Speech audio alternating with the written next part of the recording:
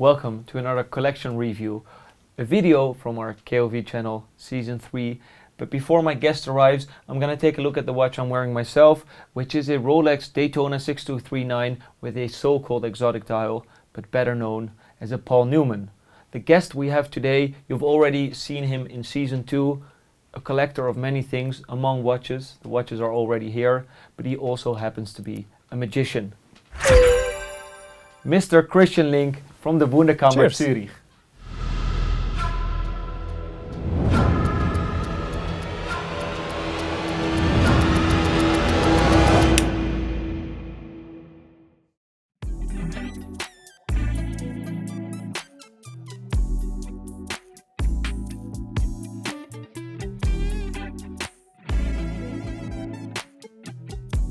So good to be here once again. Same here. I'm looking forward to see how magical your collection is. That was a funny joke. Cheers. Thank you very much. I mean, it all started like 6-ish years ago when a good friend of mine, Alain, he's into watches like for years. And he was actually wearing this one. It's a so-called Nugget Jump Hour. This is a guy from Switzerland who built it after an original design by Cartier, I think. Exactly. And I was just absolutely blown away and fascinated by how the whole mechanism works. I can look at the little window and then bam, it jumps. It's cool, huh?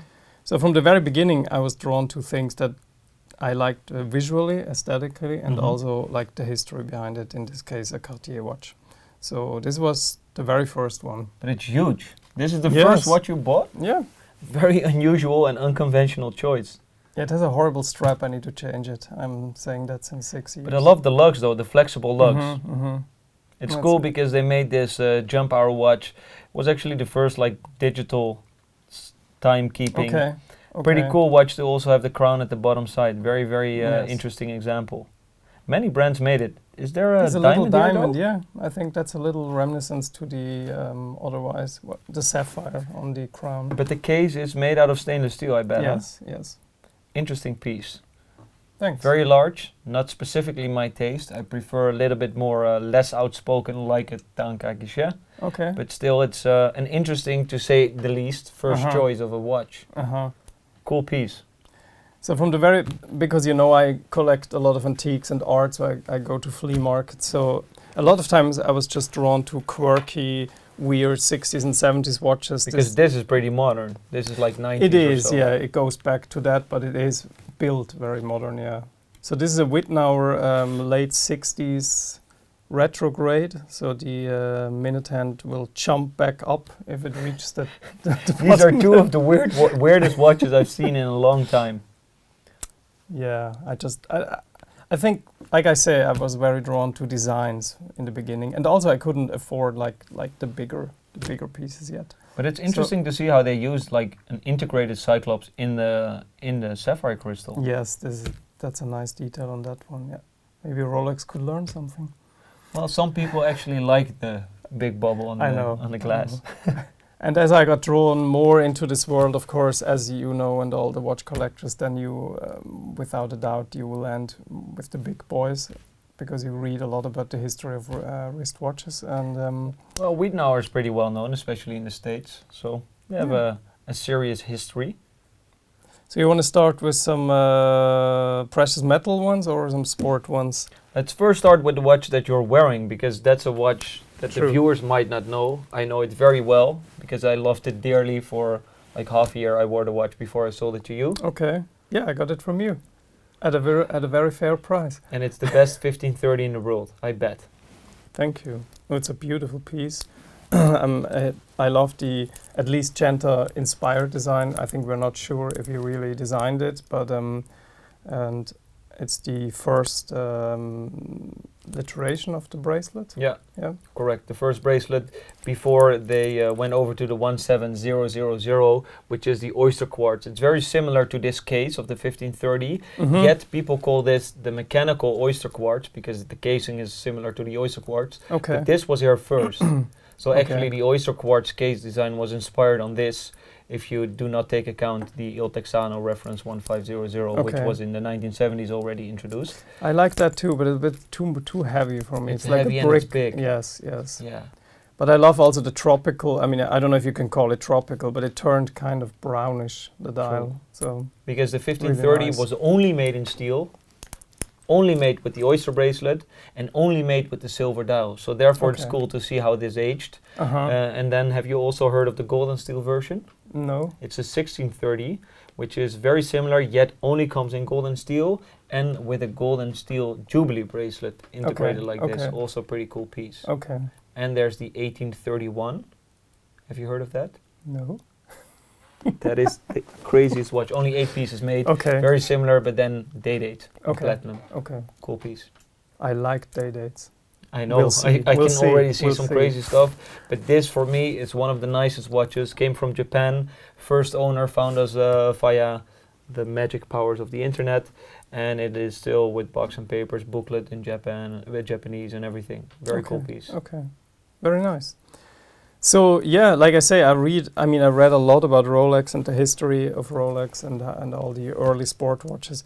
And I mean, since I see myself as a kind of an explorer, I mean, that's what I do is like I go out in the world and I look for interesting and exotic pieces for, if it's antiques or strange curiosities. So I think it was very natural for me to be drawn to the 1016.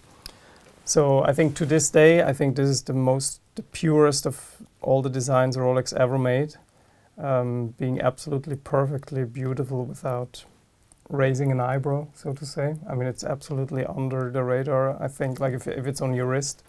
And I just like to kind of add up with the glossy dial here. I think it's much more beautiful. Well, the glossy dial is a really, really important part of the watch, especially when it still has this condition. It's like Yeah. mirror service. It's crazy. Yeah. I think that's also when I was, like in the beginning, you read a lot about it, like on forums and in books, and you never really understand the kind of falling in love part that people write about it till it's in your hand. And You fell in love with this watch? Yes, absolutely. I think I showed it to you in Geneva. And 4 out of 5 times we meet, you're wearing this watch. So I think this is the watch you enjoy the most, huh? Yeah, it's one of my very favorite. Also the bracelet, I love it. Expandable oyster. Yes. The 369 is so recognizable for the Explorer, but especially when the plots aged like this, or the Mhm. tritium on the dial aged like this, on a mirror glossy gilt dial, then it's a winning combination. Absolutely. Beautiful. And then, of course, I also had to have its kind of bigger brother, the other, I think, most beautiful glossy one in my collection. That's a 1675, very early one, pointed crown guards, and also here with the very mirrory. Ooh, exclamation point dial. I thought yesterday at dinner we were talking about the exclamation point dial, right? Or underline dial. Yes. Exclamation point is very similar. It is for Rolex to note that they have less radioactive material used on a dial. Very cool with the, I bet, the original redback inlay, right? I think so. Wow. I think so. The aging of the bezel is also beautiful. Yeah, I think it's just an absolutely beautiful one. I think also I'm not a kind of guy. Yeah, again we have the stretchy one. 6636 bracelet. It's so nice. So I think I'm not that kind of collector who would go out and collect 25 different versions of 1675. I mean, I do have another one from you, the Mhm. gold one, the root beer. But I think that, and so these two, I think I'm okay. I don't That's need like enough for the GMTs. Yeah, I kind of. But I mean, the Explorer and the GMT, this is so far apart from the first 2 watches you showed me. I mean, I enjoy both, but these are a little bit more of my kind of style. I know. And to make the trio complete of these watches, of these kind of the most toolish ones I have, is I think, so I said the 1016 I think is my favorite Rolex all over. So I can't say this is also my favorite, but I think it's the most quirky and still beautiful design they ever did. And I think it's the most un-Rolex design they ever did. 100%. It's so funky, and it's one of the only two watches they ever made with square looms. Okay. The other one being a 1019, a specific series of the Okay. 1019. But this one, obviously, the Minitrack is out of this Yes. world. And Really that's a, 70s. and that's a Mark One. I mean, giving it a little bit of panache, like being at least. The early one with the straight hand Yeah. and the T-Swiss T signature at the bottom. Very, very interesting example. Nobody knows that watch. Like here in Zurich, my friends or whatever, like nobody knows that watch. Nobody really recognizes it as a Rolex. Yeah. So you have an early 1016, which happens to be the most important reference in the line of Rolex Explorers. It's not the first, but it has been in production the longest. It's actually in production from 1959, 1960 up until late 80s. That's incredible. And the Explorer 2, which is one of the watches that sold pretty poorly, huh? Yes, yes. I think also till, I don't know, recently, 3 or 4 years ago, there you could snatch them up like for a pretty decent That's price. one of the most interesting parts, because if you take a look at the first Explorer or first Submariner or first Daytona, for example, Yes, prices are crazy. yes. But this is the very first 1655, and they're very affordable. Yeah, there still are, I think, for what it is, like historically speaking. Maybe when we upload the video already, you know, it went quite high. It probably will. I don't see any Jubilee bracelets. Do you really prefer the oysters?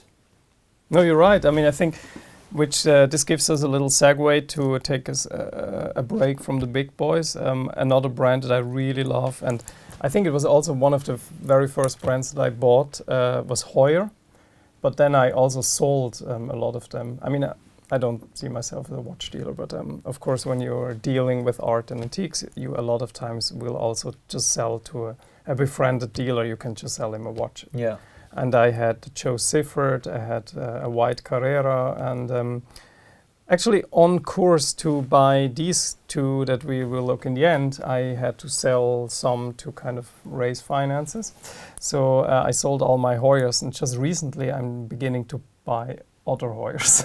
So this one I picked up on the Zurich flea market. No way. It's very That's cool. early 40s, which is amazing, I think, for a watch that is 80 years old, big eyes, very big case. I think 37.5 or almost 38 millimeter watch. This is huge. It's a pre-Carrera, and the dial is in absolutely gorgeous condition. And it's signed made in Switzerland. That's also pretty cool, huh? Yes, yes. And I I paired this one with a original Guy Frère bracelet that I picked up. Yeah, I just love Heuers. I also brought this one. They really have the big eye counters, so it's such a large subdials at the 3 and 9 o'clock position. Yes, yes.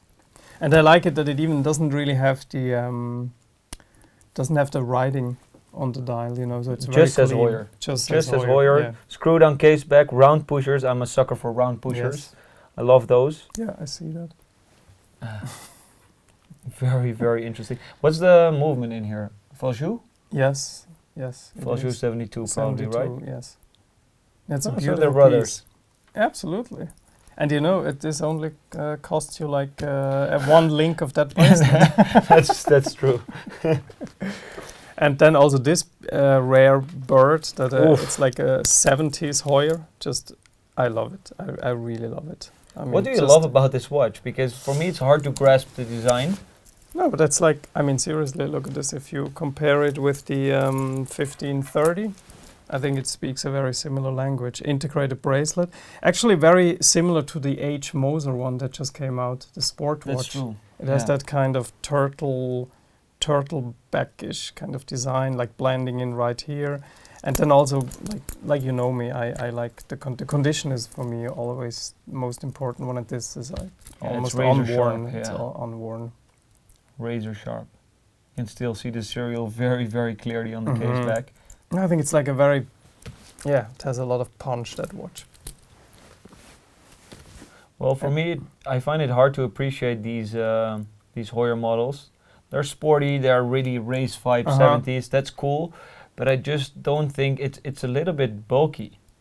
It is, This it is. case. I think that's why I like it, because most of my watches are very, like on the smallish, very subtle side. I have a lot of 36, 37 millimeters, and this is more kind of I never even heard of Cortina. Yeah, That's me neither. Before apparently a I line. saw it, yeah. I think it's also a very raw bird, and I like Very raw cool. stuff. Well, it's interesting. At least you show me a watch that I had never even heard of. But I'm not sure if I really enjoy it, if I'm gonna buy or wear it myself. But to say the least, it's an interesting piece. It's an interesting And to just take a look at the dial, I really enjoyed the dial. Yeah, I like those especially little. How do you call those? The sub-dial hands? Yeah, That's what I really like. Very they're like cool. syringe, a little bit like syringe True. hands. Yeah. Yeah.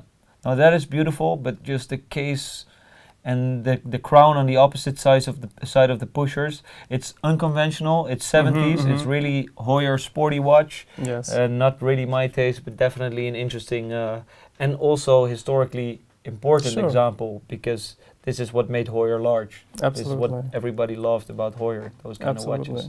Cool. So there's like a small one at the table as well when we stay in the stainless steel territory. I got this from you, my friend. The Bayer one, huh? Yep. So here we have I mean, to be honest, to this day, I'm not like 100% for the Nautilus. I think I'm more a Royal Oak kind of guy. I do like appreciate the significance like in history and the Genta. What do you prefer design-wise for the Royal Oak over the Nautilus? I think it has to do with these. Like with these, I kind of like these very sharp, like. The same for me. I prefer like the edgy corners, you know, instead of the rounded ones. It is a little. It doesn't really have the same kind of. I don't know. Yeah. It might be more elegant, this one, though, because it's so thin. It fits perfectly under your cuff. It's very dressy. Very dressy. So I waited because the 3700, even when it wasn't that crazy at that time, about 4 years ago, but I put it on my wrist and I have a pretty small wrist. So then I found the 3800 from a friend in gold. But I didn't buy it, it was his. But I just liked the size. And then I went onto a small website, I don't know if you know it, it's called Amsterdam Vintage Watches, I think. It rings a bell. Yeah. Rings a bell. And they just recently posted this one, which has a nice little edition, which probably doesn't mean a lot, but it just says Bayer. Well, it's some added value, and of course it's from Zurich, so it's cool to have it back in Zurich. Yes. It's a beautiful H dial, so you can also see the blue tapestry or the blue tapestry with a nice dark hue, really dark blue hue. But the only thing that really, for me, is quite annoying is the white date disc. So they did that on the later 3800s. Yeah, black one was better. The earlier ones had the dark date disc, and that just integrated better with the dial. Absolutely. But you can't have it all. So I might have to buy this back, and we'll find you another one. It doesn't have the Bayer on the dial. It's okay. But if it has the black date wheel, that's much more important. There we go. Very cool example.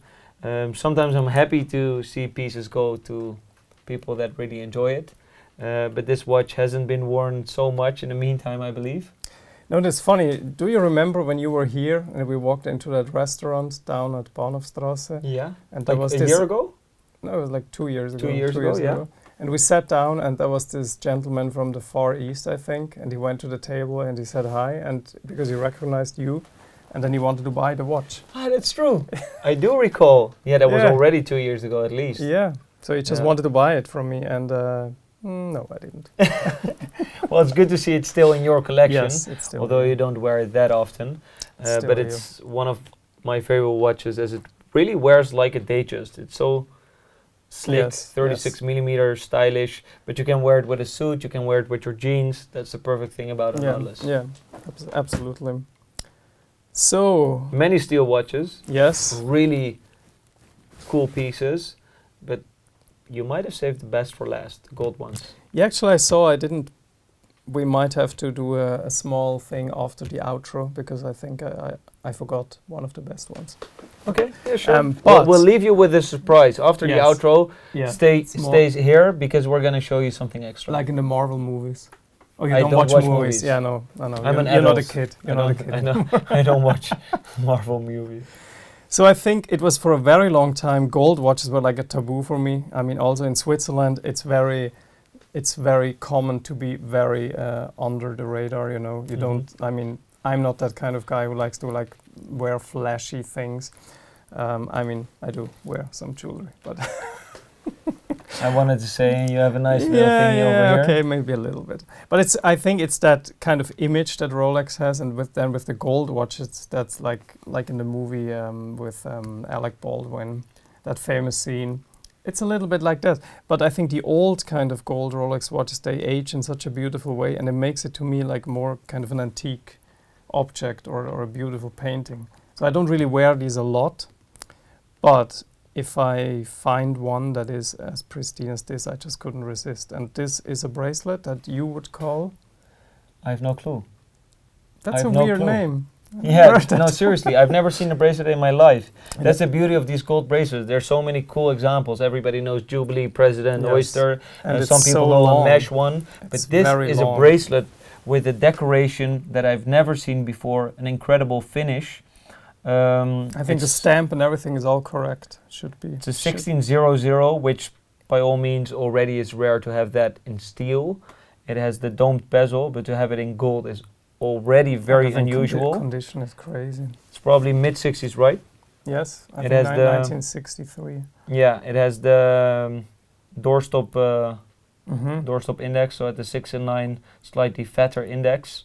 The original open 6 date wheel, but for me the icing on the cake really is this bracelet. Yes, absolutely. That is something I've never seen before, and also interesting that Rolex never ceases to amaze when it comes down to the gold watches, because on Submariners nowadays or GMTs, everybody has seen it already, Yes. everything. Yes. But on the Datejust in gold or some day dates, you can still be really surprised, and this is an example that is in pristine condition that really blew my mind.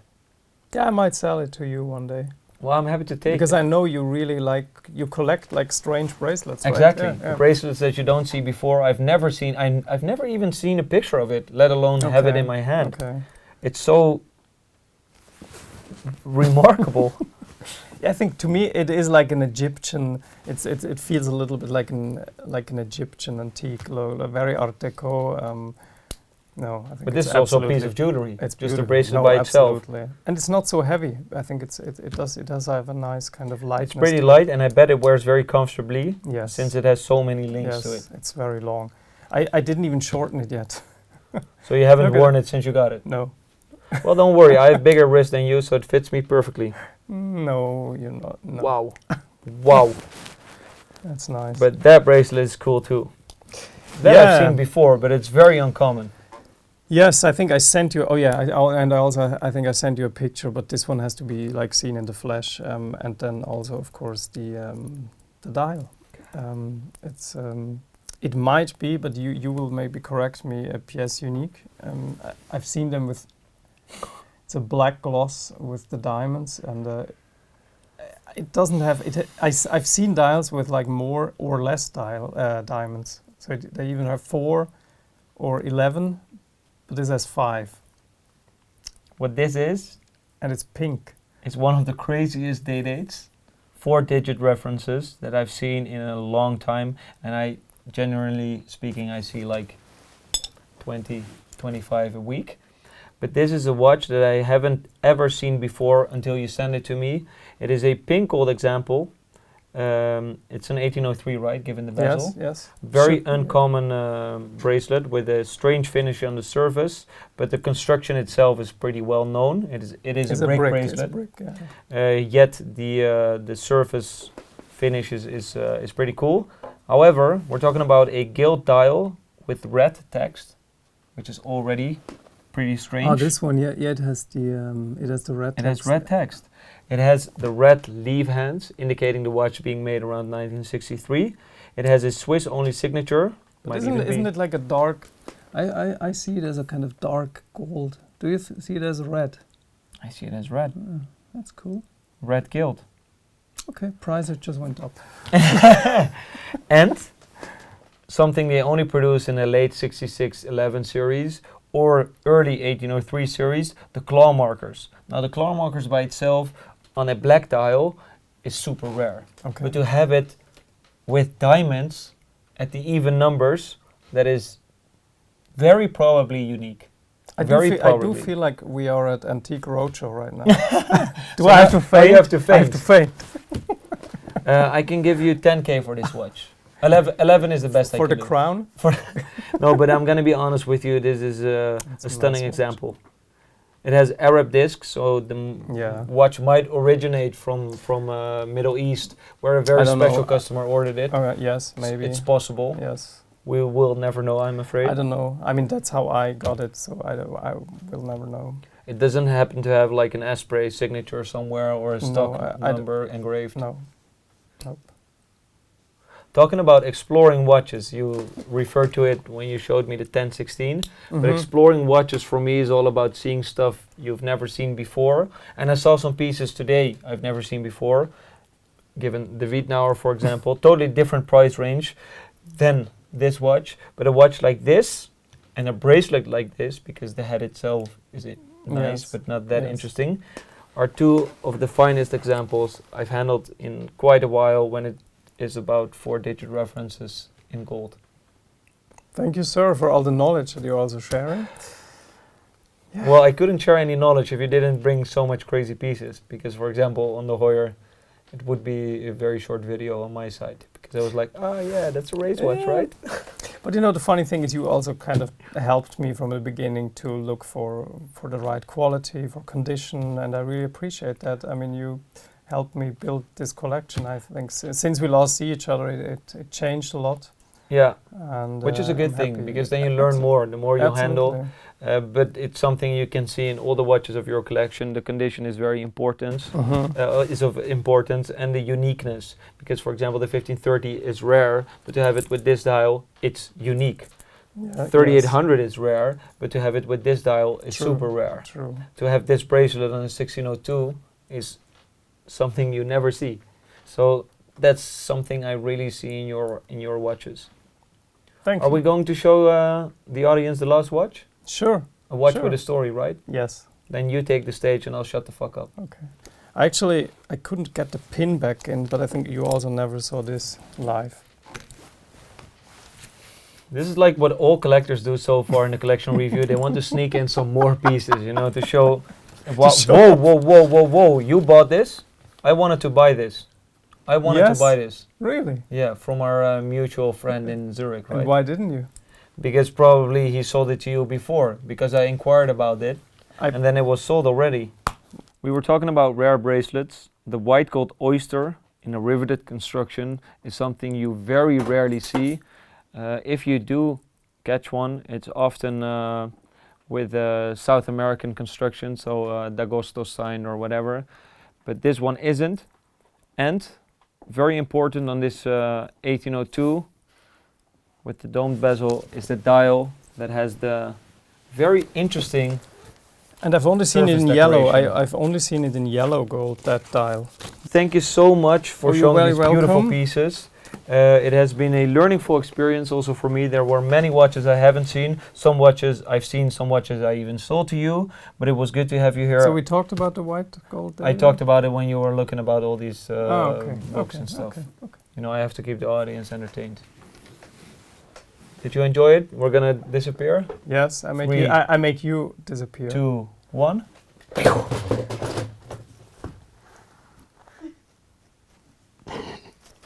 Is it good? Nice. I think we can do something with it.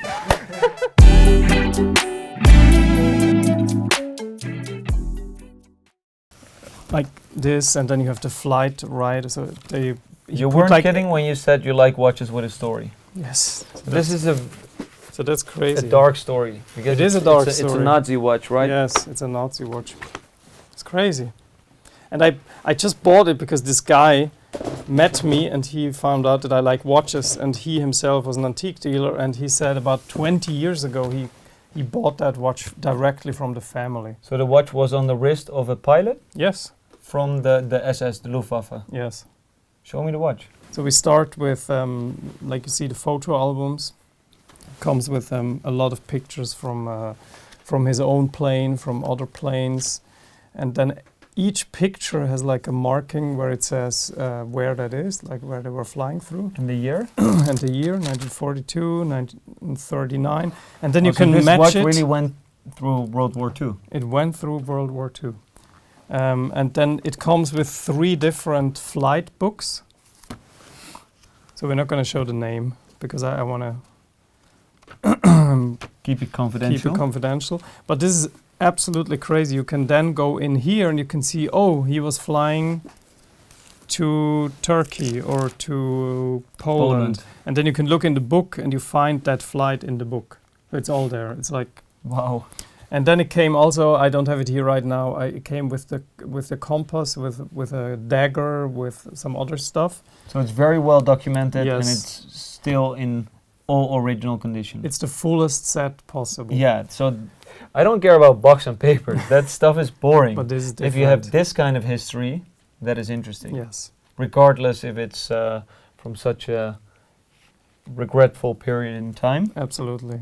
This So probably is filled with... It's filled with water from 1940. That's crazy. That's Wow. the wrist compass. Even has the original strap on it, everything. Wow. It's crazy, right? Quite a flex. So in magic, you know, I do the mentalist thing. We call this psychometric charge. I mean, it's a little bit from the esoteric world, but it means that if you have something touching from the history, you feel part of the history. And so it's kind of has an echo of the story in it. And it's just amazing. And the watch itself. Is it a Hanhart or what is it? No, it's a Glashütte Tutime. It's actually a very well-built watch. It's on its original strap Strap. that he wore it on this strap, and the watch is, as a bonus, in a very good condition. It runs. It has all the original pushers, hands. The dial is not cleaned. Just in itself a beautiful piece with the high domed glass. Now this is historically interesting, huh? Wow. Yes. And it's for sale. So So you're because using my I- channel to get rid of it. yes, yes. No, I like that you have that reach, and I think maybe out there is a watch collector that would like to have something of historical What's the importance. price you want to get?